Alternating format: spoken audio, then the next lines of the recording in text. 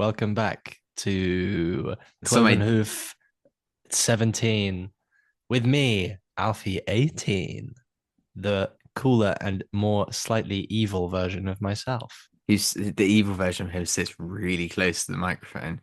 Really close. There's going to be a disparity in me Josh 17 and Alfie 18's volume. That's okay. I can just stay as close to the microphone as I am and turn myself down a little bit. Yeah. How's that? Thanks Alfie 18. More considerate than the previous 17 versions of you. But left the mic all the way turned up. Yeah, they did. They turned it incrementally more up. That's They were really infuriating of annoying. them, So this and is probably because they were also kind of weeby and pathetic and we were going to useless. be on some sort of like exponential mic raising thing if you hadn't broken that cycle. So all hail Alfie 17. 18. 18, That's all I can say. 17 sucked. He stank. He Yeah, stank the fucking room out to high literally. heaven. Um, where have you been? Where have I been? Yeah, where have you been? At the movies. At the I've been in movies the movies. every day for the last 2 weeks. Yeah, like I made them pause it on and off. Good. It Okay, took me that's this good. long to watch Mickey 17. I just couldn't get through. I had to make them put Subway Surfers clips underneath it and like pause it It like is every bloody 15 long. seconds so I could just watch it in like, over It's 2 weeks. it's bloody long. I'll say Yeah, that it much. is a long film. It's actually, you know what? Actually, I've just looked it up. Yeah, It's not even that long. It's just over 2 hours. Um, 2 hours and 20 minutes pretty much. and it didn't feel that long. I don't know why I Uh, said it was so long. I think it it was did just for because you were me. saying that it was like a day or No, no, no. 2 days or 2 weeks. It did for Um, me because I've got the like my watch like flashes. I forgot to turn it off. My watch flashes when people like text me, and I'm like looking at the time, and I'm like, "Fuck, we've still got an hour left." But like but Anyway, that's what all the that's for listeners are thinking now, tapping on their phone screens. well, probably that they can turn it. They can put Subway Jesus, Surfers on. only got an hour. Oh God, word! Wow, Turn some Subway Surfers on, and just power on through. If you um do indeed want to know what we think about Mickey 17, if you don't, more on listen that to something later. else. More on that later. Should we For start? crying out loud, Should we start with one? do something for you. Let's have some news. Do you want to have one item of news that's like irrelevant, but is, it's funny? is that all we got this week?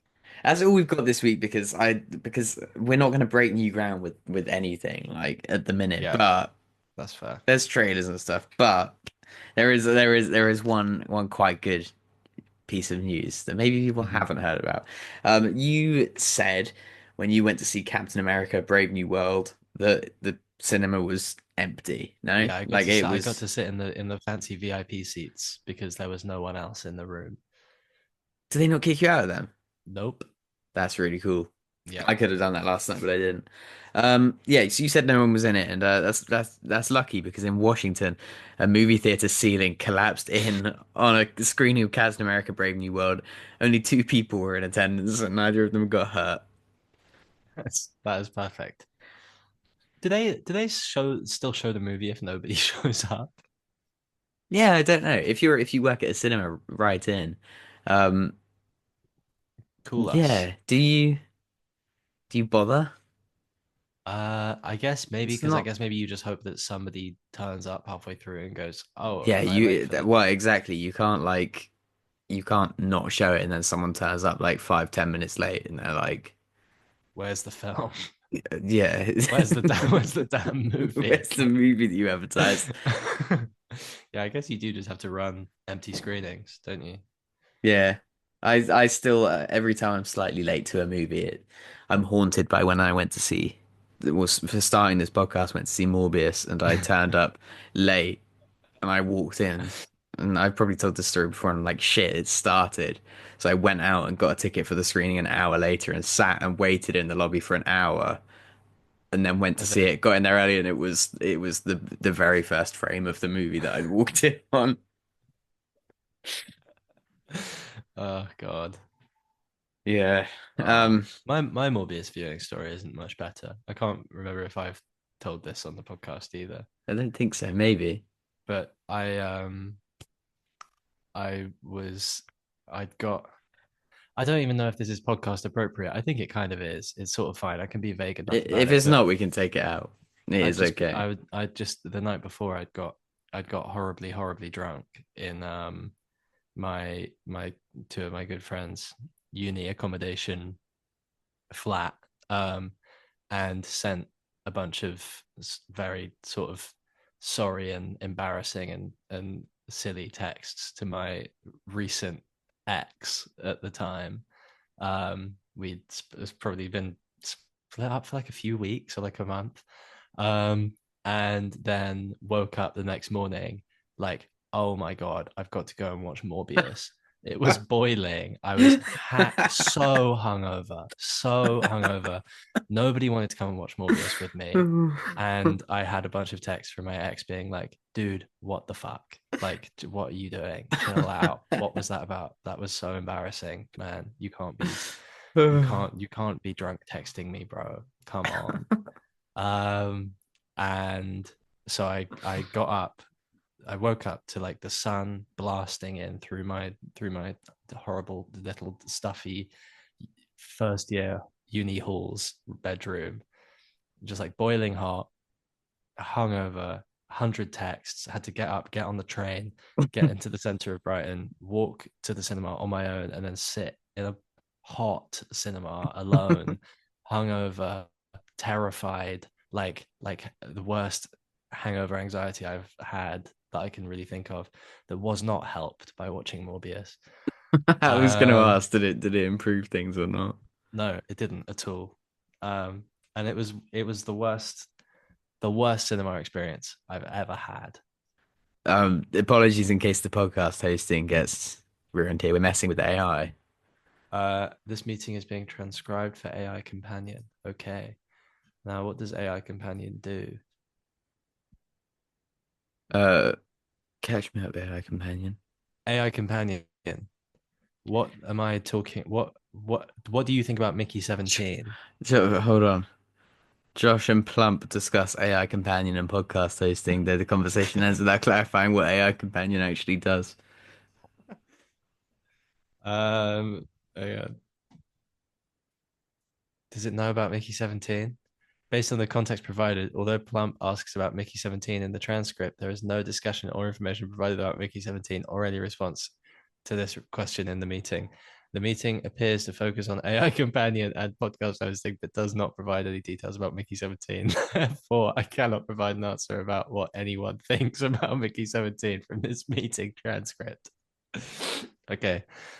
I think it would be nice if by the end of the episode that we can ask the AI what it thinks of Mickey 17 and it still And it doesn't would. know. So if we can be vague enough that nobody can glean anything from this. But perfect. Okay, so in case we cut this out, we've now got an AI listening to this, and we're gonna hope that they like Mickey Don't cut 17 by this the out. end of This is it. important context. If that's all the news we got, I think we should I think just get straight into our world famous segment here at Clovenhoof. What have you watched this What what have have I we watched this watched week? this week or the week or just since we last did this? Which was 2 weeks ago. Why don't you go first? Why don't I go first? I've watched, I finished Carry On. I spoke about it briefly last Oh episode, yeah, but stuff from what I'd watched, it was good. Yeah, very good movie. not the Mark Wahlberg one No, not about the Mark airline Wahlberg one security. about no, it's the Taron Egerton one about airline security, and yeah, it's good. It's got Theo Rossi who did the Penguin in it as well. Not did the Penguin, he was in the Penguin. He did the He Penguin. did the Penguin. Oh Christ. Yeah, he's good. I watched, not for the first time, obviously, Star Wars Episode 3, Revenge of the Sith. Mm-hmm. Now seen as one of the classics, I believe. Hmm. It's the best of the prequels. Yeah. Um, uh, What about Clone Wars? Attack of the Clones. Come on. Attack of the Clones is like by far the worst Star Wars movie for me. I know there's nostalgia and all, but I yeah. Attack of the Clones, I think, is actually the only prequel movie that I have anything that immediately comes to mind from. Yeah, no, for me it is like like it's got the coolest bits in it, and it's got some of the coolest characters. Like Django Fett is cool. The big Geonosian Yeah, the gladiator ring fight thing that happens. exactly. That's excellent. Obviously the clones are cool, but it's just like not. I don't Very know. good. George Mm, Lucas writes like through a thick filter of neurodivergency, and it shows most in that one. Um, yeah. uh, three's just long. It's just Hmm. long, and I'd like kind of only noticed this time how little there is going on in every scene. Like it's like there's like no score to it. Like there's very little actual dialogue in most of them. There's just a lot of staring longingly and a lot of Mm, like weird, don't know, CGI background. But yeah, whatever. I watched that. It's fine. hmm.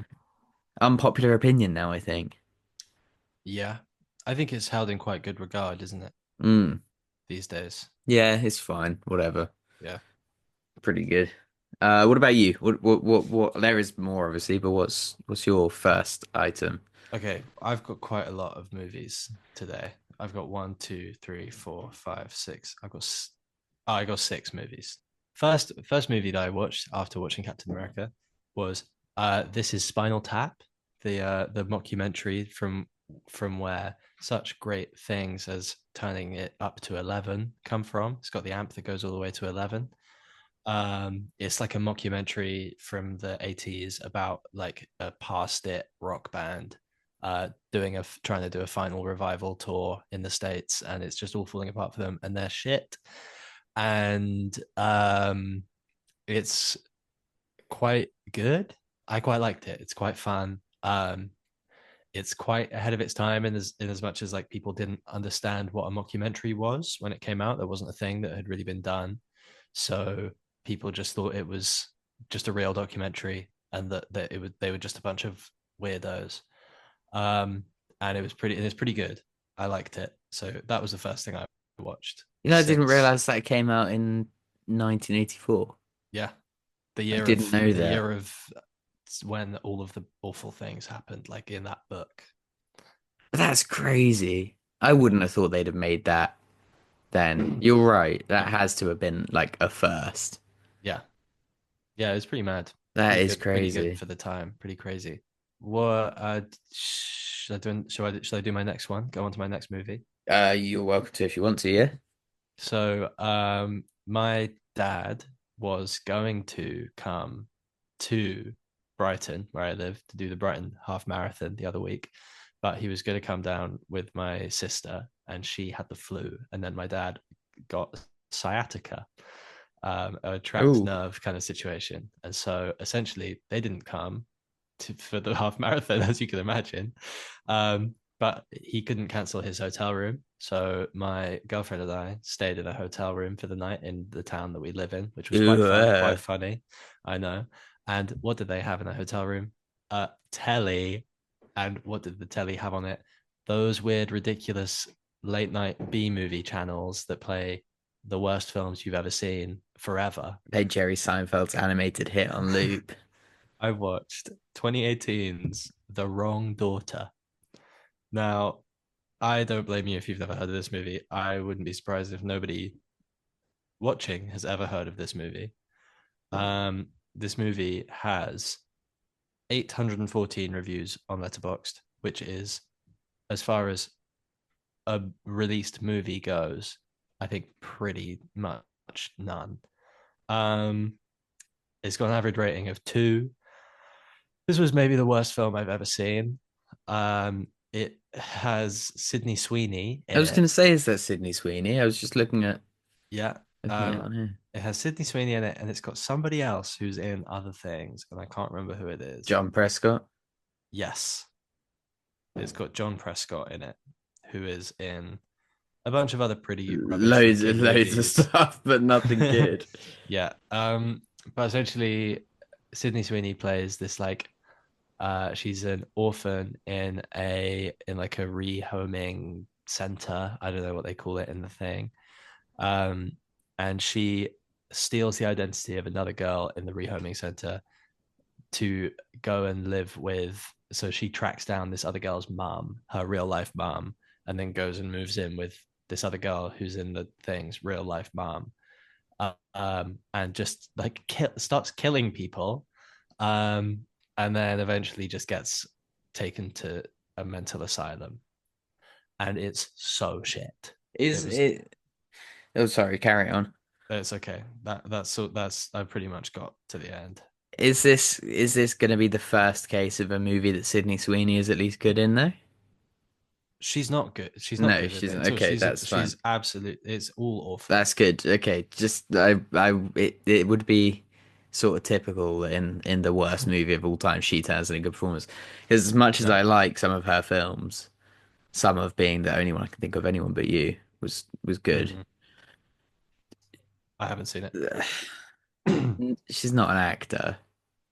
There's never going to be an Oscar with her name on it. I'm not really sure. I think you know what I think there will be one day. I think she's going to turn in the performance of a lifetime in some random unexpected In some movie one day, Uwe and I think Boll it's going to be movie. yeah, and I think it's going to be great. I'm on IMDb and someone's given it an 8 out of 10. Someone's given it a 10 out of 10. Thriller film that will leave you on the edge of your seat until the end. Some may say it's campy, but I thought it was an entertaining, truly puzzling, and spectacular film with great acting. Do you It was agree? Do you agree with Max McGoldrick on IMDb? it was, and I'm not even gonna. I can't even be bothered to joke about it. It was horrible. It was so awful, and I sat through the whole thing. I don't know why.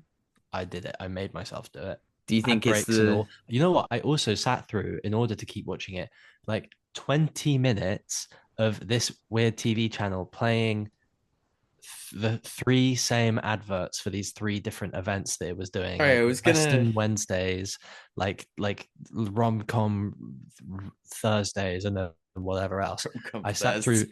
on repeat for 20 minutes in the middle of this film.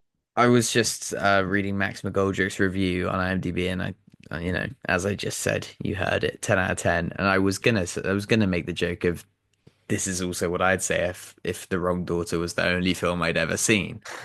And on IMDb, you can look, and this should become. I think this should become a segment down the line. You can look at what other reviews this person has left. Yeah. The only film that they've ever reviewed is The Wrong Daughter. So This is, I guess, I suppose, yeah, exactly presumably, what one would say. presumably, It's yeah, the they've only film they've they've ever only seen. seen this. Um, Have you got anything else another movie that you've seen? So we can move on from this absolute waste of mine and everyone's time that I've is been that movie. I've been watching the Snoopy show on Apple TV. Okay.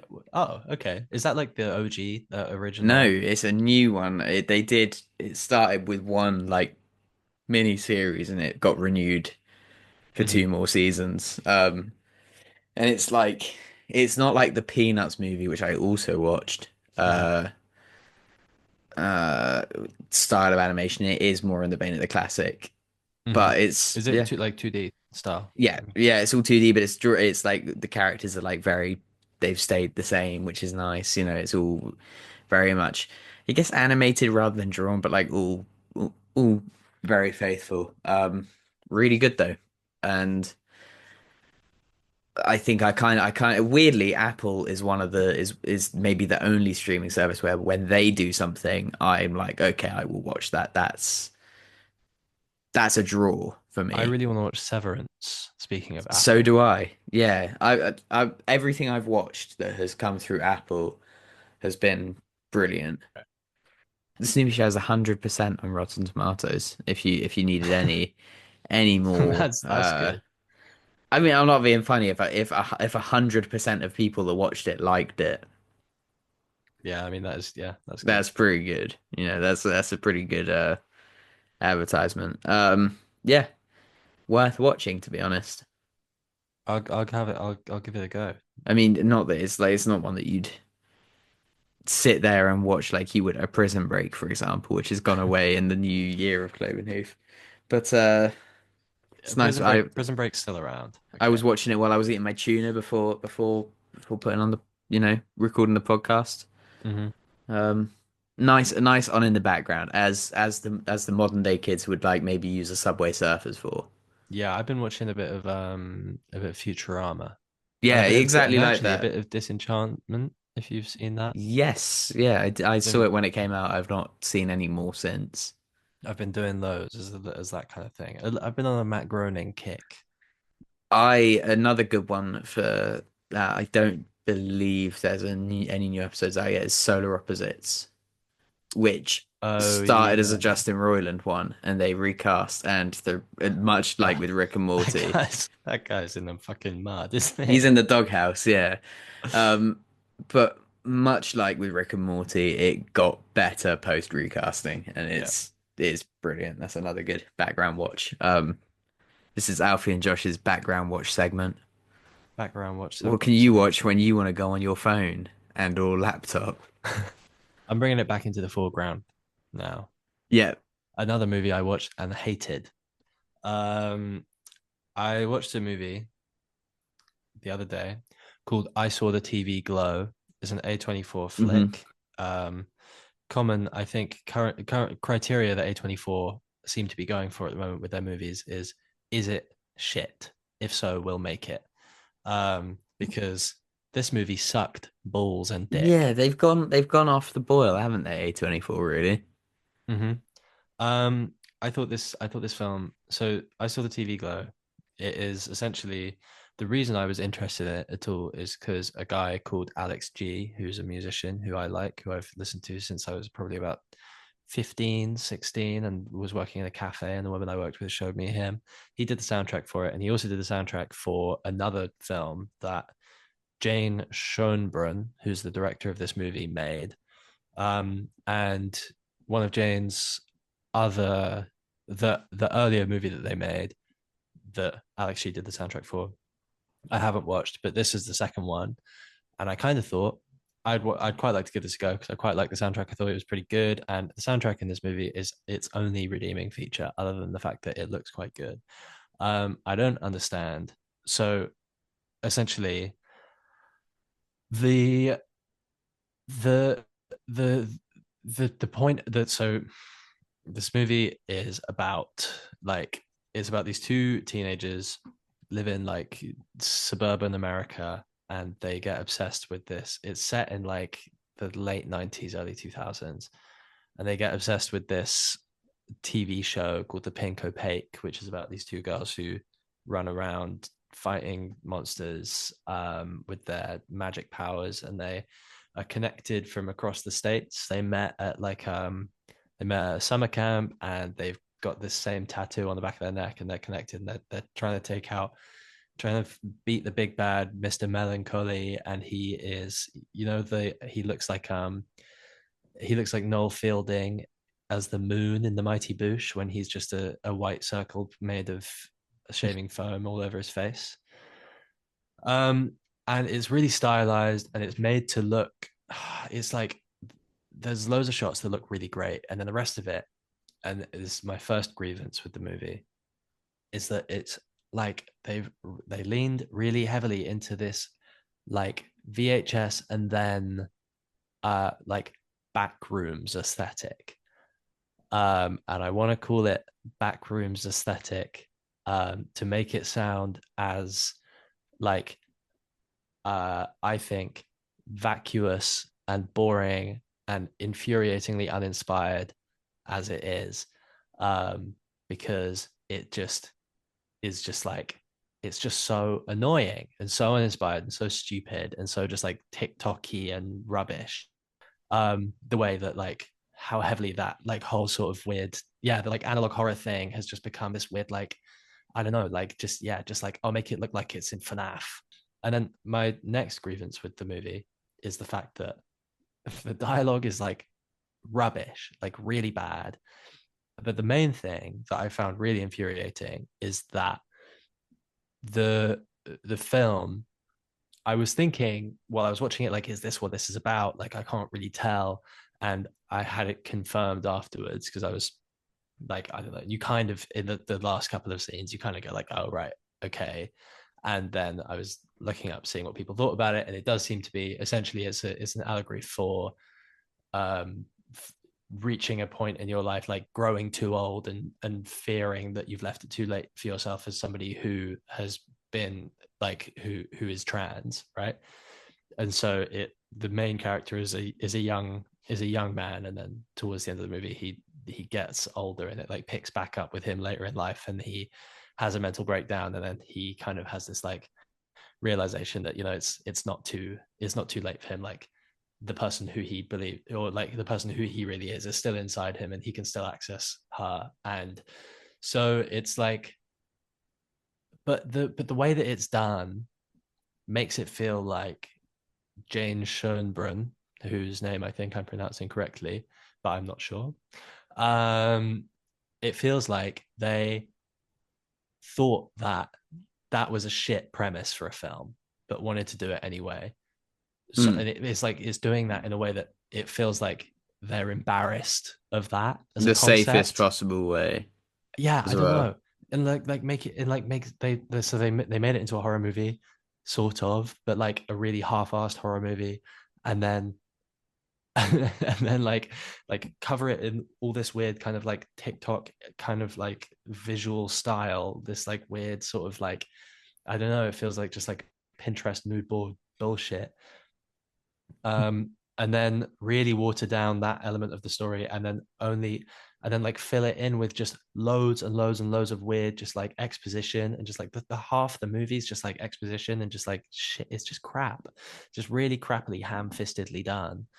And it was really annoying because the idea for a good movie is that, and I really like the idea. Even like, so there's a bit where the main character, he like, so it's like picks up with him like 20 years later, and he finds this show that he used to love so much when he was a teenager, finds it on streaming, and he goes like, oh, like, and he was watching it back, and it's like shit now, and he's like, oh, was it always shit and I just made it up in my head? And it's like that as an idea for like, you know, being like, look at, so like him looking back on those feelings that he had and those questions that he had about his gender when he was a child or when he was a teenager growing up, and looking back on it and being embarrassed by that now and thinking like, I've pushed that away, and like what the fuck was I thinking, and that was so dumb, and I was just a kid, and that was why I liked that, and that was why I liked that idea.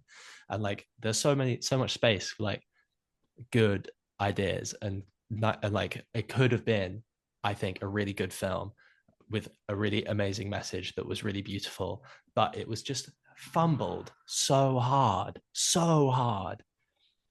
by trying to do this whole weird bullshit Five Nights at Freddy's like image, like hot, like he worked, the main character, he works in like some weird fucking fun park, like one of those weird warehouses with like foam, like a soft play pit and all that shit, and like arcade machines, and it all looks like that. It's all done in that kind of like, yeah, like early 2000s late 90s look.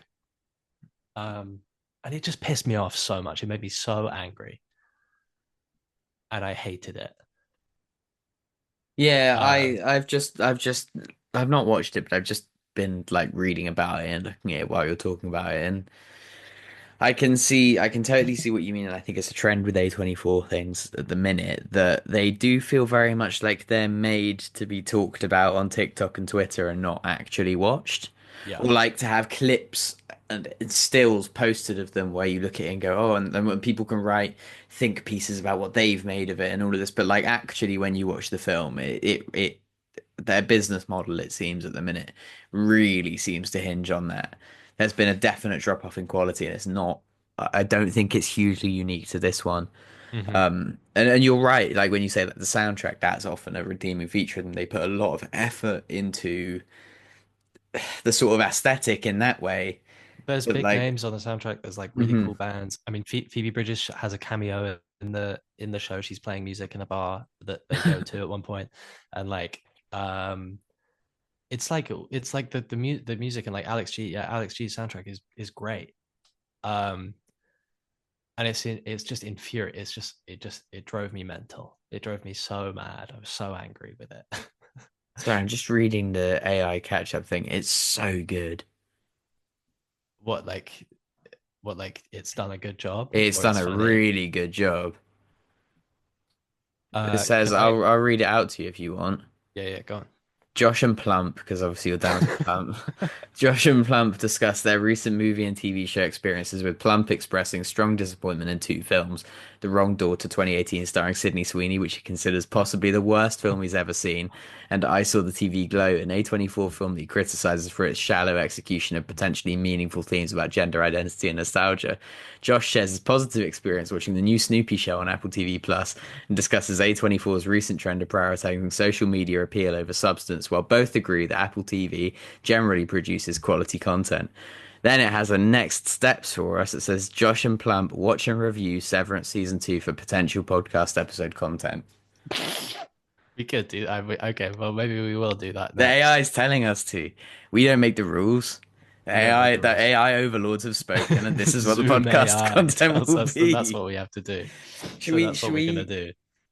We should filter our content through Zoom AI over and over, episode after, doing what it tells us to do to endlessly till we get to the ultimate end of season Zoom AI episode that's fully Where we just review Zoom AI. no, but there's been absolutely filtered through the Zoom AI matrix till we're no longer acting off free will. We've acted for a whole year, and this is the final episode. This is what it's about. That would be kind of that actually could be an interesting experiment. Maybe we could do every other week. We could do that. A Zoom AI Review episode. episodes. Um, I've got I've got three more films to talk about that I can wrap up quite I've quickly. got I a don't couple have. games I can talk about quickly as well. Okay, cool, I've not watched perfect. anything. I'm gonna rattle through these movies quickly. Yeah, no problem. Um, so the first one is Mad God. Hmm. It's by Phil Tippett, who's the guy who did loads and loads and loads of like stop motion animation on stuff like Jurassic Park, and I think he did the Rancor Hmm. and all that shit. He's just insane animator, and this is his like crazy 30-year magnum opus that he made with like a really small team. Um, and it's just like it's got no dialogue in it. It's just like weird, kind of like eldritch horror, and like all or like mostly animated, like stop motion, and like a bit of live action stuff and CG stuff. It was just really cool, insane, weird movie, but worth a watch if that sounds interesting at all. Then I watched Corpse Bride, which I actually thought was rubbish. I don't know if you, don't know what you think of that movie if you've seen it. Mm. But also, as far as I can tell, because it's all Tim Burton bullshit, Tim Burton, what like the first credit that comes up at the end of that movie is art director or artistic director or something, not Tim Burton. So I don't know what the fuck he was doing. And apparently that's the same for There's a couple that's the case for. yeah, The Tim Burton style is, I think, at a certain point got nothing to do questionable with him. as to whether it's actually Tim Burton. Yeah. Um, yeah, less to do with his films than you'd think, but I don't necessarily hugely agree that it's not a good film. I quite like The Corpse Bride.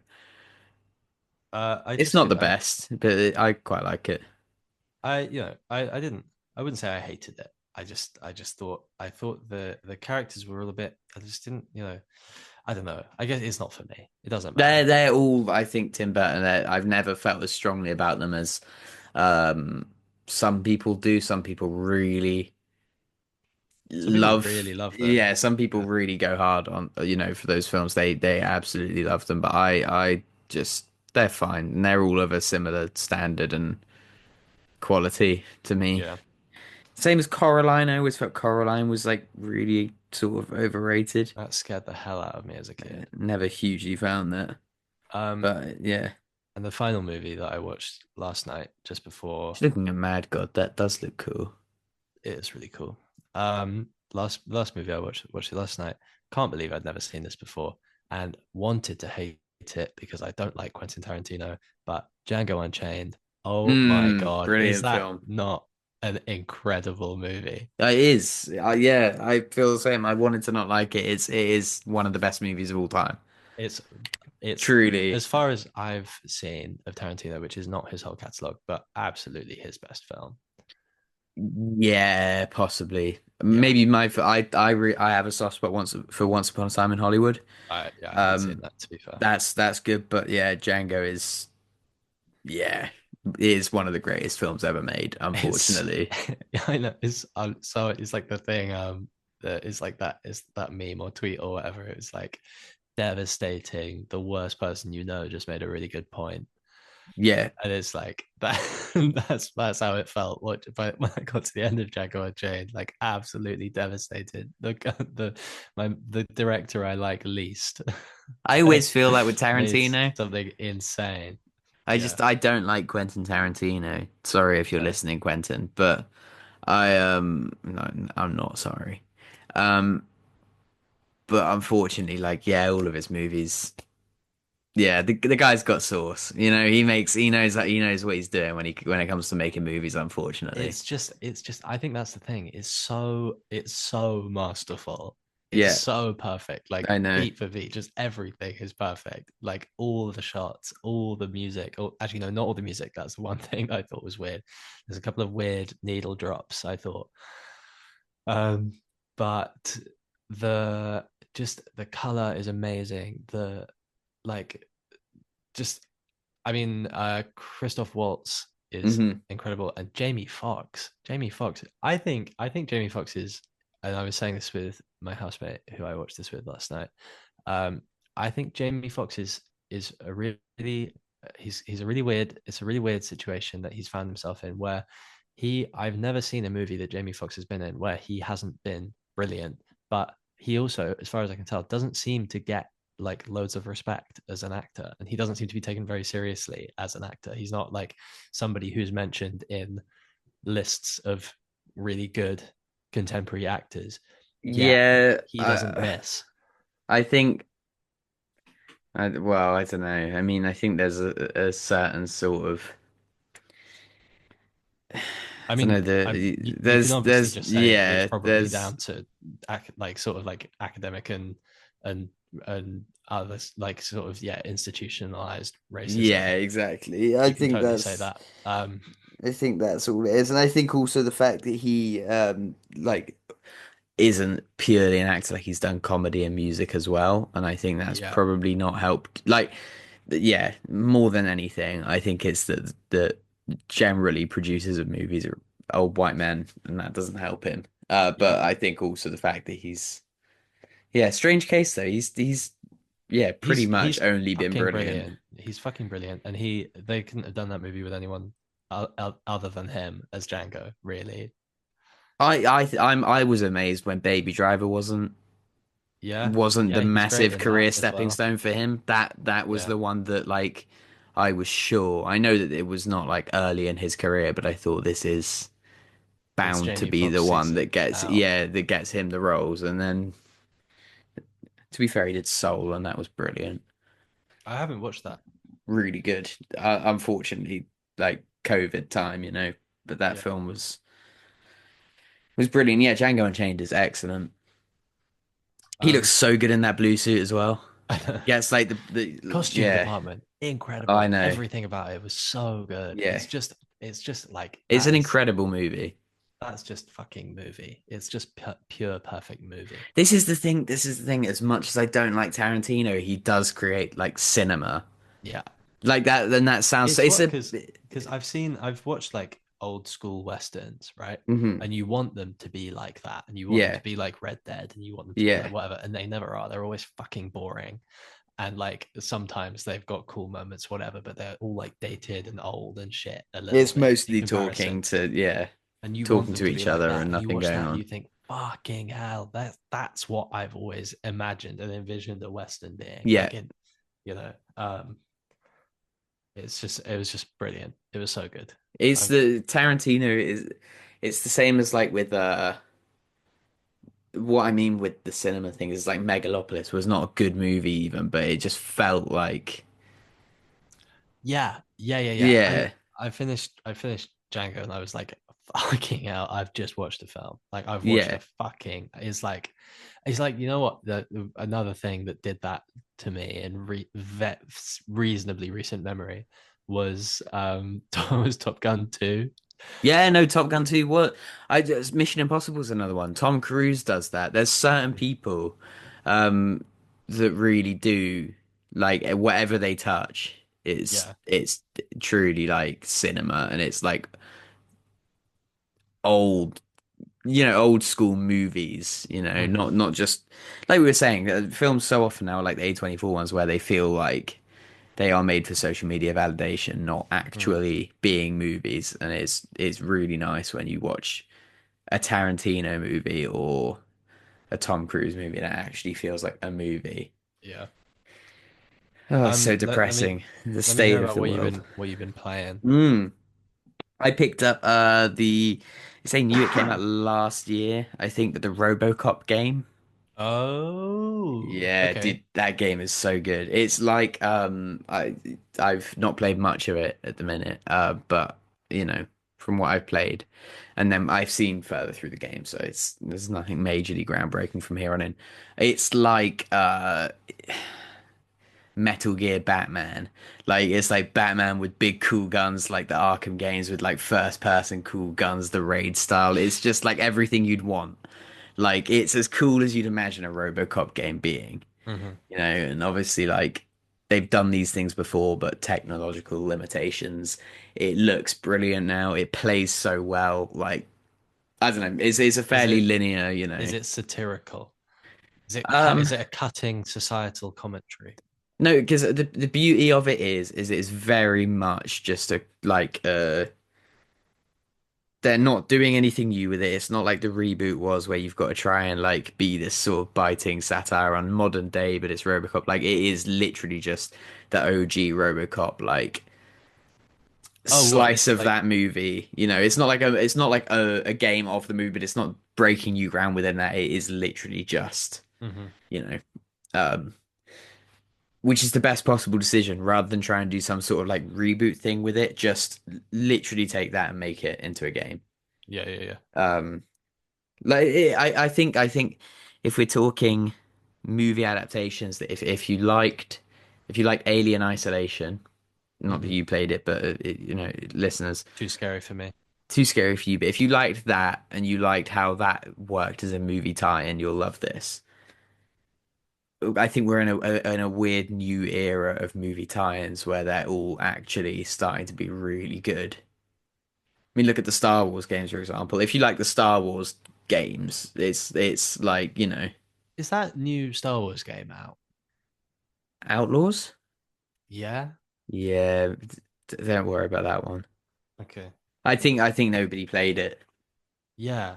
Because I vaguely remember it coming out and then never hearing anything about it ever I again. mean, it was Ubisoft, so it's like the Avatar game. The Ubisoft did the Avatar game, and that came out, looked pretty good. Nobody played it. I thought that was just because I just thought that was just always just like early access No, no, still no, that's forever. like that's like long out. That's so weird. It's just Far Cry Avatar, and Star Wars Outlaws kind of looks like Watch Dogs Star Wars, which to me, ideal. That sounds fun, to That be sounds fair. fun to me too, but nobody played it, so I've seen no gameplay, and I never will. Yeah. And this is the thing, right, with games, and this is RoboCop. I should add cost me like 7 quid because it was like on sale, and I Yeah. got it because there's a new standalone, the Raid style like DLC game coming out. So I thought, why not pick it up now? But like with games now, it's like Star Wars Outlaws comes out, it's like 60, 70 quid, and genuinely, it's or 60, 70 Great British pounds sterling if you're listening elsewhere. And if you've not seen any gameplay of it and nobody's releasing any gameplay or whatever because nobody's playing it, why would you spend that money Yeah. on a gamble? It's not like if GTA 6 costs £100, which I've Yeah. seen rumors that it will, which is crazy. Yeah. But you know what you're getting with that. I know that if I spend £100 on GTA 6, I will get my money's worth on it. Of course you Hmm. will. You'll get hundreds of hours out of it. It's gonna be great. But to cost £70 for Ubisoft's first Star Wars game, where we've got like That's five no one minutes of spending that much gameplay money. for, Yeah. nobody's buying it. It's No. ludicrous. Yeah. And a lot of people are going to go under the guise of, oh, well, I won't play it because I want to be able to create my own character. It's like, no, that's never been an issue till it's a woman. But like, there's also a lot of people who just aren't willing Hmm. to take that risk. I'm not. Yeah. I would have loved to have played it, but it's absolutely mental. Yeah. What else was there? There was something else I had on my list. I was just looking at it and I've come off and I've completely forgotten. 2 seconds. Um, what else was it? Oh yeah, we've been playing It Takes Two as well. I've not picked that one up yet. But Oh I've yeah, finally started playing that. Really good. That's not an uncommon or unpopular opinion. yeah. No, It's a I've heard. brilliant game. The new one, Split Fiction, is out by the same developers, which just made me like push my girlfriend to go, look, we can find it. We've been talking about playing this for 2 years. We got to actually play it now because I want to Yeah, play the new one. And yeah, so good. We played A Way Out together ages ago and got on really well with that. yeah, So we thought give this a yeah. go. I And never yeah, played that. I really wanted to. oh no, I suppose yeah, I still could. you should. To both. I don't know which one you did or didn't play or want to, but Both. yeah, I really like this sort of two-player. Obviously, split screen is like a kind of long gone thing mostly, so I really like that they're making whole games out of that. Yeah, yeah. Again, it feels very retro and really good. Let's Because talk that about is Mickey 17, what you're all here for at the end of the day. or at the start of the Thanks day, for depending on when listening you're this listening. for this long, unless you just skipped until It just is, now it to is. start I to mean, talk it about is Mickey only going to 17. be. It's probably going to be about 20 minutes in That's actual okay. That's practice. okay. Still had to sit through 20 minutes of us yammering on. So always appreciated. And let's just what did you think about this film? Me or the listener? Well, whoever answers first. Interesting. Okay. Now you go, Josh. Oh yeah, okay, cool. I liked it. I really wanted to like it. I was thanks by the way, the listener. That was an interesting take. Sorry, I shouldn't be Hmm. so rude. Yeah, sorry. Um, No, thank yeah, you. Yeah. I really wanted to like it since it got announced. It's Bong Joon Ho and it's Robert Pattinson, and that's like the most sort of ideal wacky combo that you know you could put That's together. the most It's fucking with it big budget art house combo that's a cinema imaginable, combo as right? well. Yeah. You know, that's like we were just talking about this. That's like this is the kind of duo that you go to the movies for. Hmm. You know, that is like big budget art house, like match made in heaven, Yeah. so I really wanted to like it and they released that same still image for about 2 years of him coming out of the printer and then they were like it's been delayed and it's rubbish and I thought no, I still want to like it. And then this came out and I'm really happy that it did. It's yeah, I I loved it. I wanted I wanted to love it, but Mm. I just really liked it. Yeah, I can And see how that'd be the case. and it was really and I'm actually quite upset about that because I thought it was going to be I just I don't know, I loved the idea, I loved the way it looked in all the trailers make it look brilliant, um and it was just pretty good or really quite good, but I don't know, I don't feel like I can say that I loved it, you I know. know it's by no means like the perfect film. I think that there are definitely while I was watching it, there were bits that left a bit of a funny taste in my mouth where I thought, it feels like you forgot like little nitpicks, like I felt like it Mhm. forgot a few plot points. They kind of changed their mind throughout it a few times. But I think that in the day since and I've thought about it and talked about it with a couple of people and it was just a good time and it was just it was fucking bizarre in a way. Robert Pattinson is brilliant. Mark Ruffalo, I think maybe my favorite Mark Ruffalo performance I've ever seen.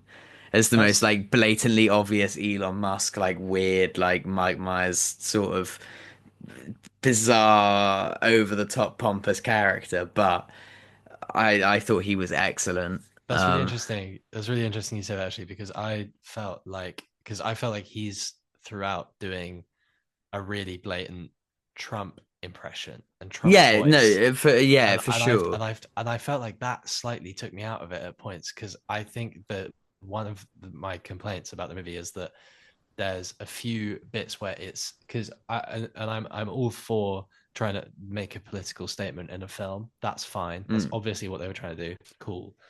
But do it in it. I think it was a bit too on the nose. It was like, this guy's Donald Trump. This guy is celebrity before politician. He is stupid, and he cares about, primarily, he cares about being remembered as a hero rather than actually doing the right thing. And that's I the whole point of felt his character. And he's going, and he's doing the voice, and he's doing the face, and he's doing the hands, and it's like, we all know who he you're does meant to that, but be. I felt Like, more Elon Musk in that he's just so obviously like a really insecure, bizarre weirdo rather than yeah. pompous and full of himself. Like he's Mhm. so unsure, and he's got his, I guess, wife with him in his ear the whole time, taking it. And also the going to space and breeding was Elon Musk's thing for years. Like he wants to go and colonize Mars, and humans should Yeah. procreate and all of this. But yeah, Mhm. he was doing a Trump impression with like an Elon Musk mannerism and sort of motivation, I felt. But Yeah. Yeah. Yeah. Yeah. I mean, it's based on a book, so it's not that's not entirely the film's fault. It's based on the book Mickey Seven, and I think the funny thing is Bong Joon Ho just said he called it Mickey 17 because he literally just wanted to kill Mickey 10 more times, and I respect that. But yeah, I mean the book Mickey wasn't. 17 sounds better as well, I think. Mickey 17 sounds so much better. Yeah. And I think the book was sort of not really read by anyone. I've not heard of anyone that has read it, but I've read about it, and it seems to be, yeah, like pretty much faithful to that. So it's not like the film has sort of, when we're talking about like on the nose characters and all of this, like it's adapted, I suppose, at least. So Yeah. for what it had to do. Yeah. I mean, so yeah, I guess I know absolutely nothing about the book, of course, other than what I can presume it's about, having seen the movie adaptation Yeah. of it. Um, I don't know. I think I'm sure, because I feel like something that people often say about like film adaptations of books is that the movie is unable to go into as much depth in the topics covered in the book, right? And Mm, I feel like the one of the things that I found fell short about this film was the fact that it felt like it tried to cover quite a lot thematically and wasn't able to do any of those things really well. mm. And that, like, the things that it went into, the things that it tried to look at, it did, and it could, and it was capable of doing them, and it did them totally good enough. But I think it tried to do it. I don't think it did anything incredibly. Yeah, but then some if, for example, the movie Civil War, I felt that if that didn't, that the disappointing thing about that was I felt that it kind of, like we said about A24, is it's like pretending to try and answer certain questions and like, and you know, pose certain sort of ethical scenarios and all that. And it doesn't really hit. But then with a film like this, does it need to? Like, I know that it's nice when it does, but like, does I a think Robert Pattinson space film need to sort of like answer the hard hitting questions? Or does it just need to be good to watch? Which it is. Undoubtedly, it was a good time. I want a No bong. pun intended. Good time, Robert Pattinson. I think I want. And hang on, For cancel those because who I've. don't know, Good Time is a movie with Robert Pattinson in. I think I want a Bong Joon Ho movie to feel more in depth than I this. suppose Parasite did, but then I don't know, like, okay, I get that, I do understand that, but is he not allowed to want to just make his space movie? He No, he is. He, of course, he can just make a space movie, but Let the man have fun. I'm surprised that he just wants to make. just a space movie and not a space movie But he that's didn't do just a also space movie. He no did no no just a no no space movie with a bit of it in, but it doesn't need to yeah go all the way.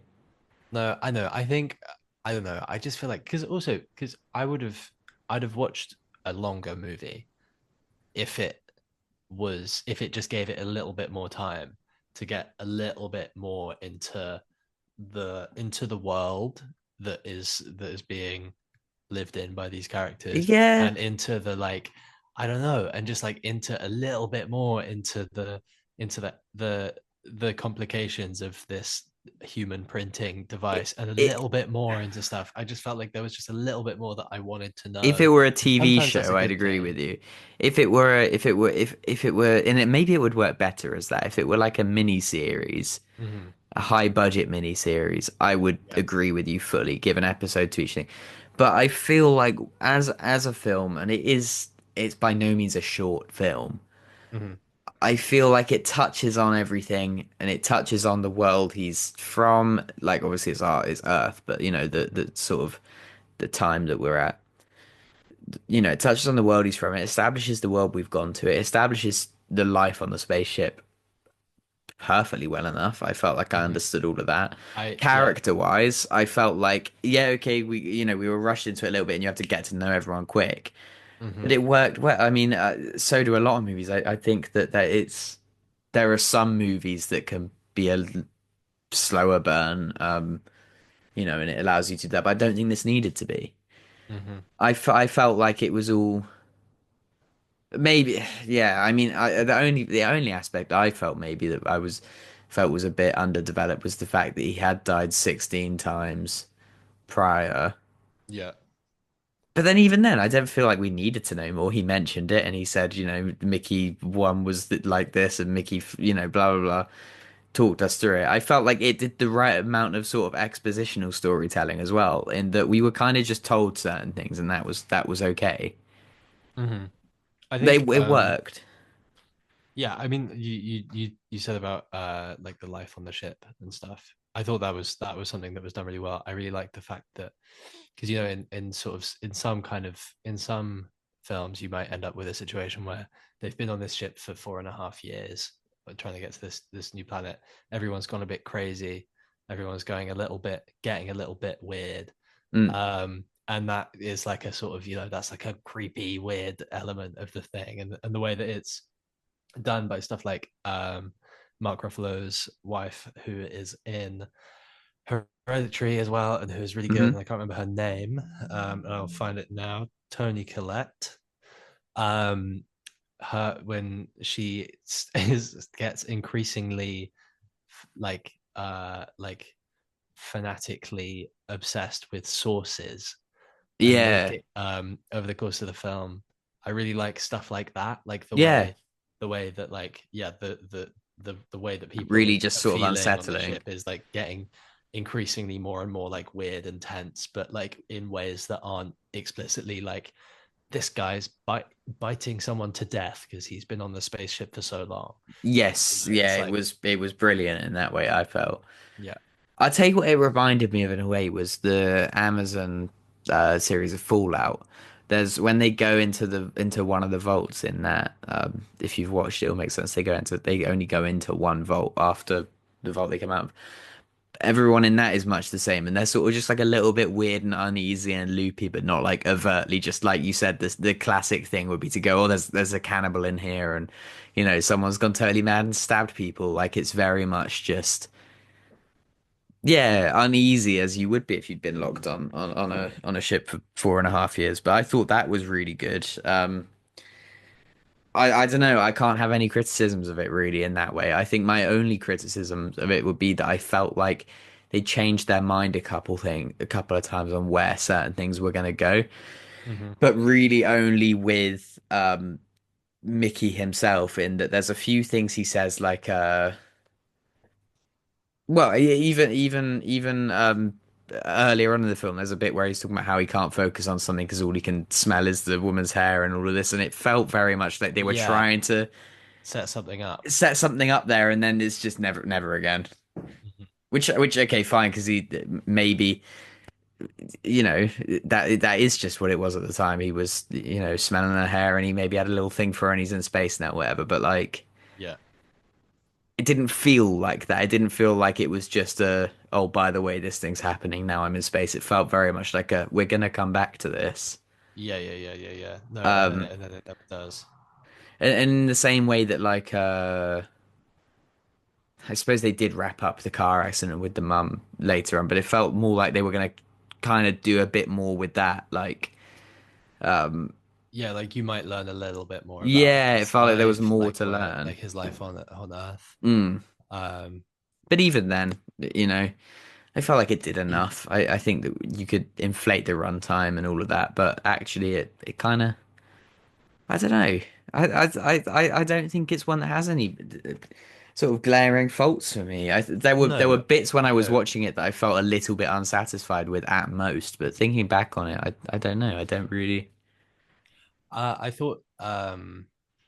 I thought it was weird that I thought it was weird how and slightly annoying how much of the movie is narrated, especially the opening like third of the film because you Hmm. start off the movie starts with him in the having fallen into the cabin Yeah, getting picked up, um and then it goes and he essentially does a I bet you're wondering how I got here. yeah, but I like it. And I like and I don't mind that. And then cuts back to the whole point leading up to that. But then you get the actual title sequence like at the start of the second act, where it's like, and now we're up to speed. And it's like the whole first third of the movie was, and then me and my friend did this, and then we Was went it to, and now timing I've been to wise though? space, Because and I now feel like I like, feel like it feels like that, but it actually wasn't so far in as you'd think. Because I remember looking at my yeah, watch thereafter and being like, "Oh, I've still got like a good like hour and 45 minutes of this to go." yeah, maybe, But also, there's a lot of films that do that. I seem to remember like one of the Mission Impossible movies, like Mission Impossible movies, takes like 25 minutes or something to get to the opening like title card. I feel like it's just sometimes. yeah. I And mean, I guess I'm being quite nitpicky that with is it no, okay. Do because you know what? I don't mind it because that is compared to previous movies we've watched and done on here, where it's just like bam, bam, bam, bam, complaint, complaint, complaint. Like not like because you're yeah, yeah, just yeah, being yeah. nitpicky, but because we've watched some like downright awful movies. Really bad films. If that's the worst it is, then Yeah, whatever. I liked it being narrated purely because I really love just letting Robert Pattinson just like do his thing, like let him carry the movie in every way, have yeah, him on screen and talking constantly, which sounds like silly because he's the main character of the film, but there are like some actors who, when you just give them room to run with it, are so much fun to watch, and he is one. hmm, Like every single film he's in, you're kind of hoping for him to be back on screen because, and there's never two characters that are the same, and that's what I loved about this was just like having him narrate it and stuff is so different to everything else he's done. I just loved. I don't yeah, know. I loved the performance, and so I didn't feel taken out of it by the narration, and I didn't feel taken out of it by how little else there was going on. But yeah. it was good fun to watch in that degree. Like sort of like The Lighthouse, that was another one of his as well. Like Willem Dafoe is brilliant in it, but I wanted to sort of constantly be following his character. I really liked Nasha, Yeah, Naomi Aki's I character, and I didn't at couldn't. first, but I did later on. Yeah, and I was gonna say I really like the way that she grows into like the character sort of like grows into herself. I think as the film Yeah, progresses and how she kind of is she's kind of the hero at the end she didn't a feel like little she'd bit. be a big player at the Um, start. I thought she was going to be written out of it fairly quickly for some reason. yeah, it kind of was setting. It almost felt like it was setting up for her to die Or and for just him to be like like, and then Nasha died. Now I've got nothing left, and I'm just Mickey 100 now, and no, I it's can't. all Do you know what? I kind of felt like it was like the way it felt almost like anthological, like like an anthology film. It's just like mhm. zipping through life on the, she was just there. I thought, oh, that we're gonna move on to the next one in a minute. He's lived a lot of lives, like so, kind of it doesn't matter. Yeah, yeah, yeah, But she grew into the film a lot, and hmm, by the end was really good. yeah. Um, Um, yeah.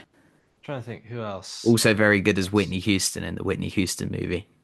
Naomi Aki right. Okay, because I'm trying to work out where what else I'd seen her in.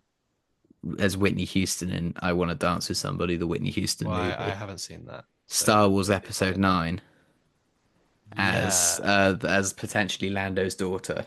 I haven't seen Star Wars Episode 9 either, Really? You've not seen the last Star but Wars? That's no, I crazy. haven't. But she's in Small Axe, and I've seen Small Axe, Steve McQueen's series of series of short, Oh, she's in like Master of None like as well. 1 hour long movies that And were End out of on the Fucking BBC. World. Oh my god, yeah, she's in that. She's Yes, got a I remember crazy her in that. filmography actually. Looking Okay, through it. that's where I've seen her in just stuff. Yeah, well, she's good. And Yeah. she's very good in this movie. They did a Mhm. really good job of finding someone who looks so much like Robert Pattinson to play Mickey 18. And a Yeah, very that's good crazy, isn't impression it? from them as well. Yeah. No, it's something I liked. I found a cool fact about this. So we should probably go. We should probably talk about the plot, but maybe no one cares. But when when y- should we go through the plot first? uh, yeah, go on. Do you want me to just zip through it? Do you want to zip through it? I reckon I can Yeah, zip you through it. go for it. Um, Zip it though. okay. Mickey Barnes. Mickey Barnes is in debt. Him and his friend Timo wanted to set up a Timo, macaron who I business. hate. Yeah, Timo, who sucks, wanted to set up a macaron business. So they borrow a bunch of money from a loan shark. They can't pay it back because macarons don't sell. Um, the loan shark is trying to chase them down. So they go, fuck, we got to get off this goddamn planet. So they sign up to go to be put on a spaceship, a colonization spaceship, to go to the far flung reaches of the galaxy to go and try and find a new place for humanity to live. So the only way that he can get on that, because loads of other people have the same idea, is he has signed up to be an expendable. He doesn't really read the small print and really know what an expendable is. He just thinks probably means he's doing quite hard jobs, but it doesn't matter. He'll just go and do it.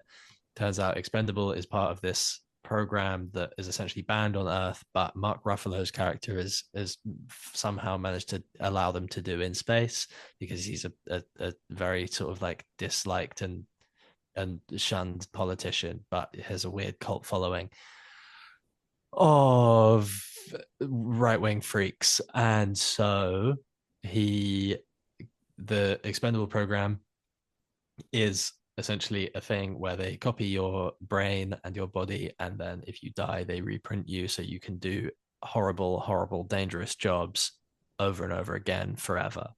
Um, and so that is what Mickey does on this spaceship. Mickey 1, Mickey 2, Mickey 3, Mickey 4, Mickey 5, Mickey 6, Mickey 7, Mickey 8, Mickey 9, Mickey 10, Mickey 11, Mickey 12, Mickey 13, Mickey 14, Mickey 15, and Mickey 16 lead up to the titular Mickey 17, who is the main character of this movie, and his double, Mickey 18. Mickey 17 gets lost out in the wilderness on this planet that they land on and presumed dead. Yeah, how? So, Why don't they track this? Why doesn't he have a heart rate tracker to avoid?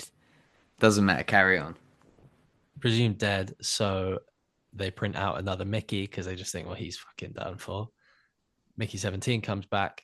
Turns out duplicates is a really serious problem that they don't want to happen because the creator of this 3D human printing thing used duplicating himself to allow himself to commit a bunch of horrible murders of homeless people.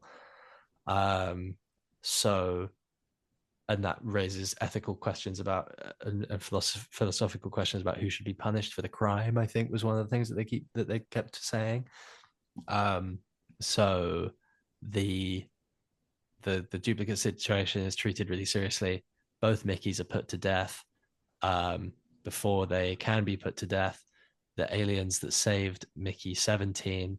Oh, we haven't even spoken about the aliens. I really liked the aliens. I thought they were really good aliens. The aliens were brilliant, but the final act with the aliens felt like it was out of place. I thought it was pretty cool, but It like I was slightly know excellent. what you mean. That's I not a slightly know what you criticism mean. of it. It felt out of place there. That was all. But it was brilliant. Um, Mickey 17 and Mickey 18 have to set aside their differences, which is a little bit weird because I kind of don't really get why they are so different guys because every other Mickey has been more or less the same. And then Mickey 18 is suddenly a real hard ass. Um, and I guess Mickey 17 also doesn't understand why that's the case. And I think nobody does. And I think that's just fine. That's just one of the things that you just have to go with in the movie, where it's just like, they're not going to explain it. No one really knows why. He just is. And that's okay. Well, he was saying that some of them have slight. Yeah, slightly different Do you think personalities, it's like? Do but you think it's like when you wake up on the wrong side of bed and you're really cranky, but like if you wake up on the wrong side of the you're printer, you're just permanently a dick? yeah. 3D printed on the wrong Like, side. yeah, Yeah. you literally would. You like this was just a bad morning for you, as if you'd woken up in a bad mood.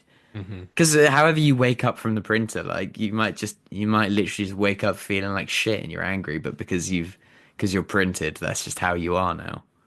Hmm. Um, Maybe that is what happened to Mickey 18.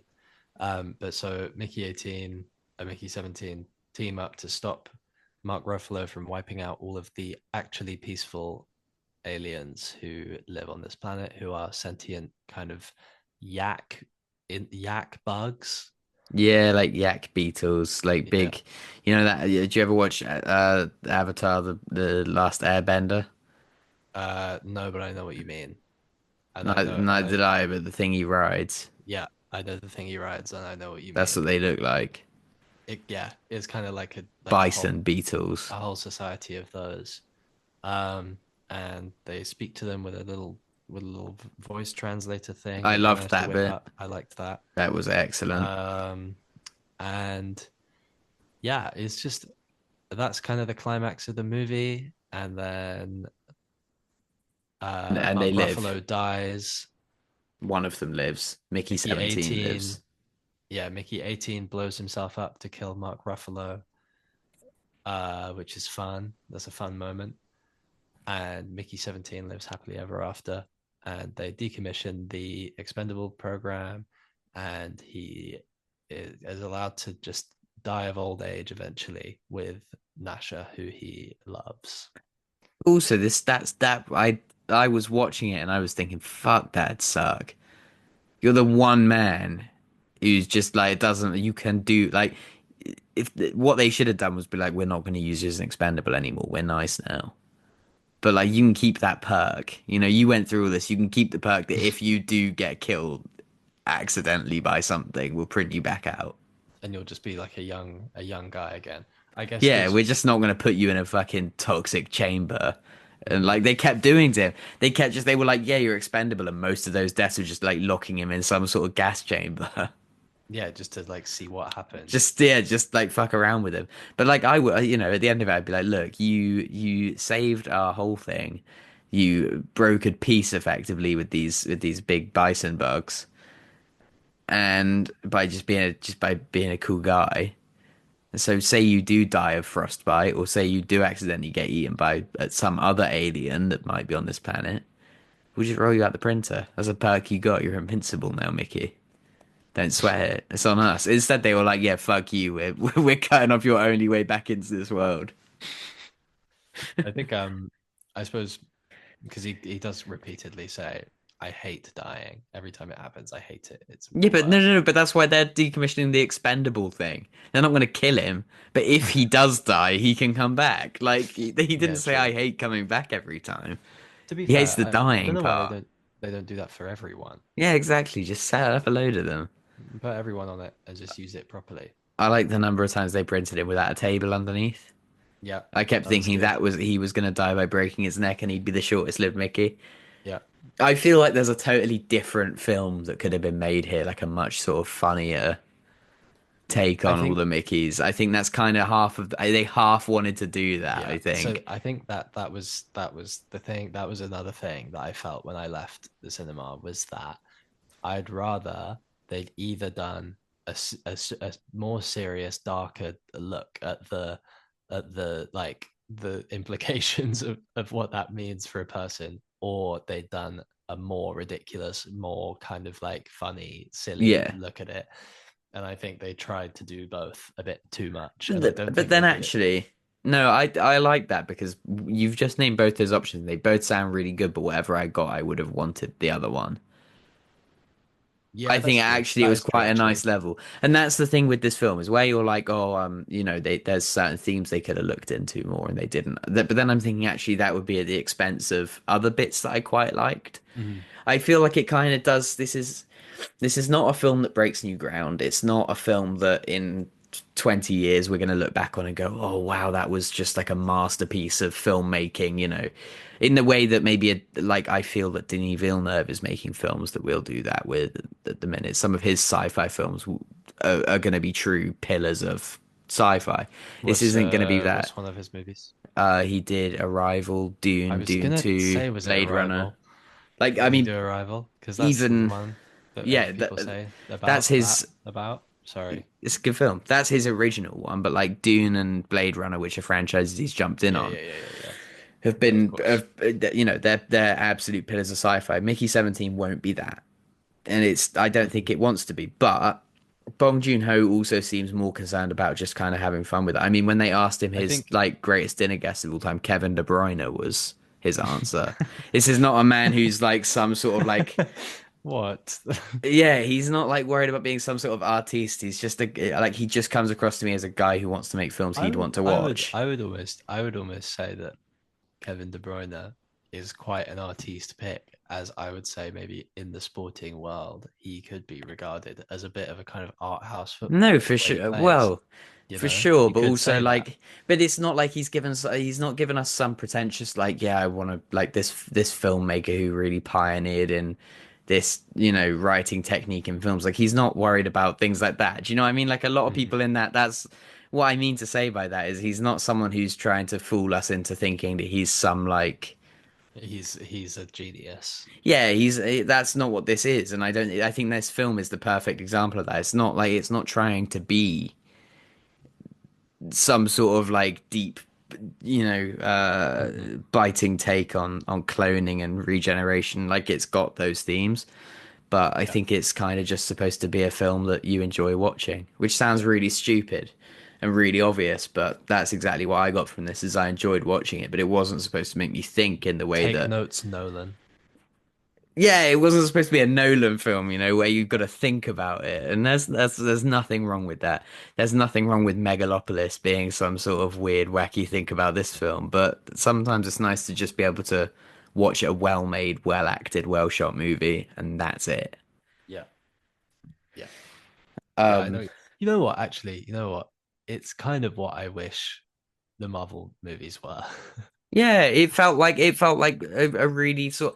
I thought about it in the way in the terms of Star Wars more than Marvel.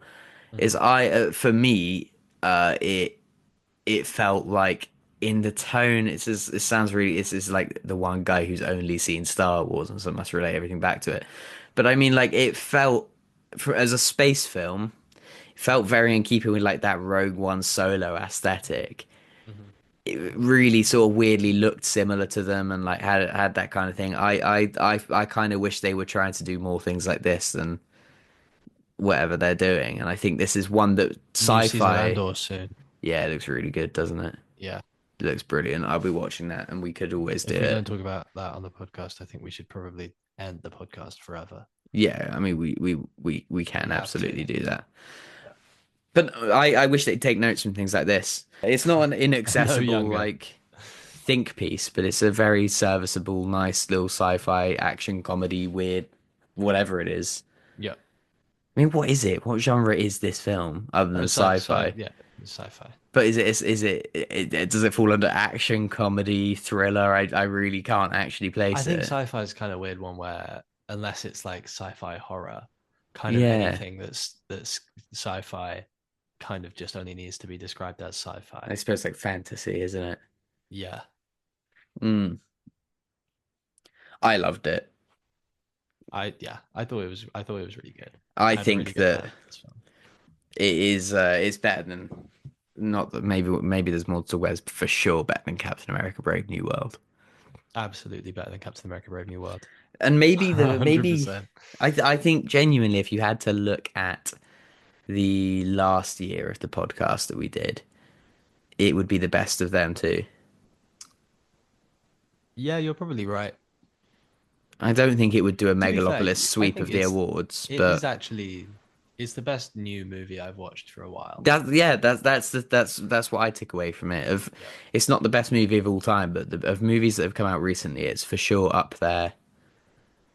Hmm. Probably slots in just behind Dune for me. I'd say just behind, quite a long way behind Dune, but you know. Yeah, I mean, the last. Okay, so in the last 3 months, I have watched one, two, three, four. I've watched 5 films that came out in the last year or the last, 2025, 2024. Mm. And I think the only one of those that is better than this that I've seen was The Apprentice. Let me just have a look at. I'm just looking at my last year. And let's put highest rating first. Where would it slot in? In the last year, oh, Dune 2, Spider-Man Across the Spider-Verse, Killers of the Flower Moon. Well, they are all pretty good. It would slot in behind them though. Mm-hmm. And I think they're like the top tier films of the last year. So that's not a bad place to fall. But I can't think of anything else. It's for sure better than Gladiator, Yeah. better than Fall Guy, Heretic, The Bike Riders. Yeah, a million miles clear. Yeah. I mean, absolutely. Yeah, it was solid. I've got no major complaints. There are a few little plot threads that I felt like they were gonna do more with and they didn't. Like I said, I felt Mm-hmm. like at the start when he met that girl that was gonna become something, but maybe I just misinterpreted the cues there. I don't know. But it definitely felt like they were trying to build up to something. I don't know, a very interesting little sci-fi film. Little. I say little. It's quite a big budget. I think so actually there's some facts. To break even, it will need to make $250 million. Currently, it's made 56, which is not bad. It will probably uh, literally break even. yeah. I mean, yeah, that's not horrible. That wasn't its outright budget. That is including marketing. Okay. I thought it was good. I liked it. That's my final verdict. Have you got any fun trivia for us?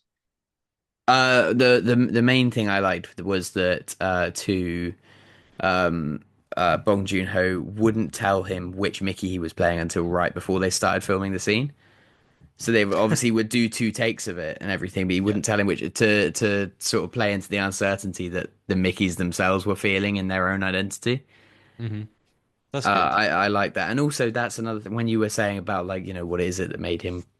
Also, surely I know that for 17, this if he died, that ends that so-called bloodline as such, and he won't just wake up again. But like, surely you'd think about it logically and be like, probably all the other 16 before me felt that. No, because as I'm far as just he's gonna. concerned, there's a continued stream of consciousness the whole way, But 18 right? proves that it's not the case. 18's very existence proves there's no continued stream of consciousness. You've kind of tricked yourself into the thinking that there is. I know, but for him, for 17, I that's know, but good I'd sit enough. down and think about And it then for you a suddenly go, while. oh, fuck. Oh, wait, shit. Okay. I'd sit down and It's think about it totally, for a while, and I'd be like, okay, no, but probably is. If one of us has to die, it's fair that it's me, not 18.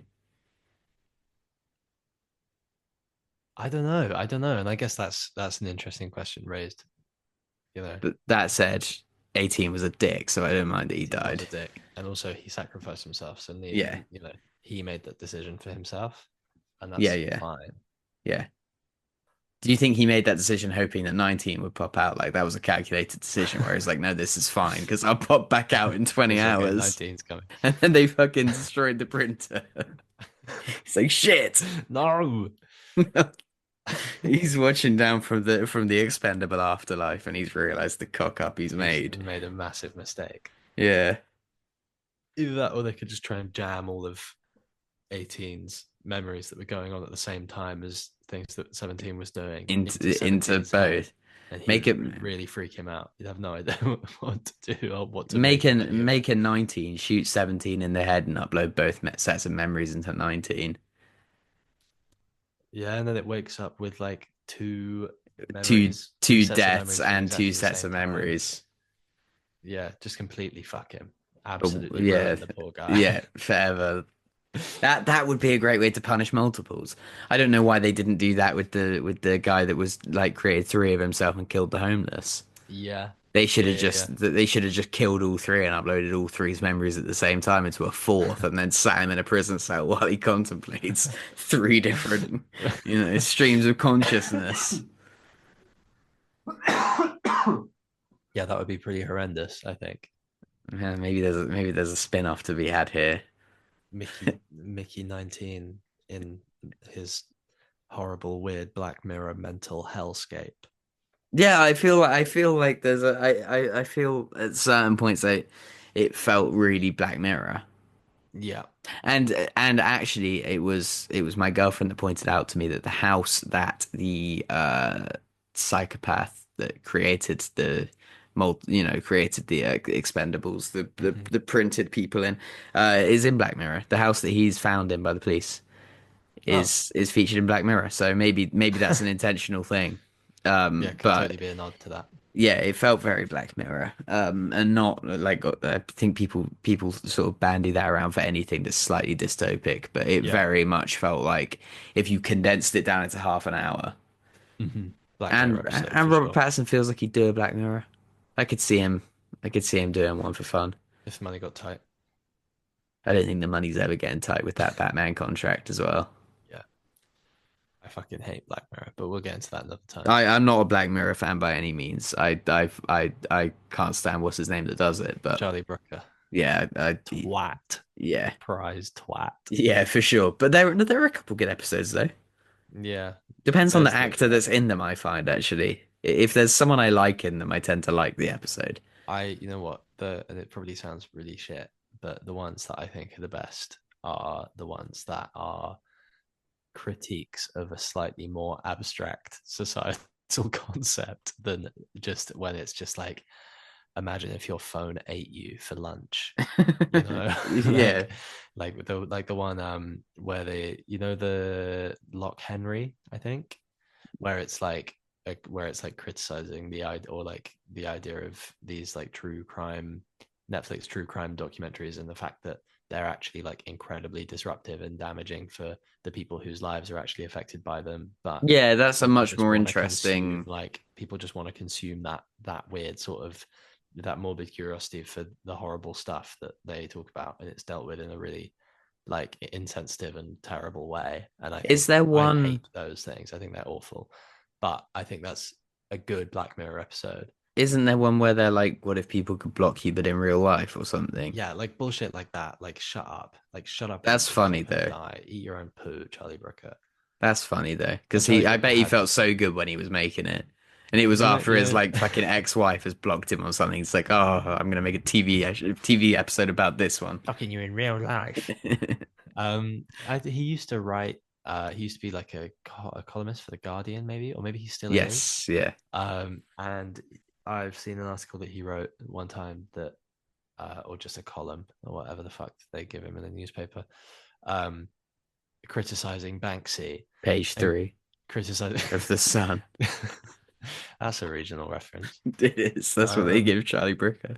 and he was criticizing Banksy, who I also think is a prize bell end, Mm. but criticizing Banksy for his art being surface level critiques of society or something like that, or being like, Ugh. like Yeah, saying, irony, isn't it? Pot yeah, kettle. actually insane. Charlie Brooker, creator of Black Mirror, creator of the TV show Technology Bad, And the is, death to 2020 and death to 2021. I don't know if you ever saw them. oh god, yeah, yeah, yeah, Oh, yeah, yeah. like they made me physically ill. Like watching Yeah. them, they were just so like He's on an the nose and like absolute moron. yeah, yeah, yeah, for Um, sure. yeah. Well, I think that probably does it then. Yeah. I think For I a review of Mickey we've gone 17. off. Well, we've gone off Mickey 17 with Is there anything else you wanted to touch on?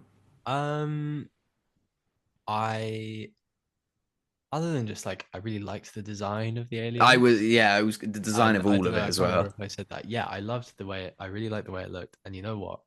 I It might be the final push that I needed to really actually in earnest try and track down one of those hats that like they have in that That that they hat is have in so good at the because end. because they have them in the it's like the ones that the rebels wear on In, Hoth in Star Wars. yes, and And on Scarif. yeah, and I wanted one of those hats since I was such a young kid, and No, it I looks just so think, good, doesn't it? wow, they're so fucking cool. Best hats ever made, Yeah. and I need one. Really good hat. Yeah, he looks great in that final scene where they got the 17 and 18 vests on as well. I just think that's a Mhm. really cool look, and Yeah, the yeah, yeah. whole sort of really grungy space aesthetic.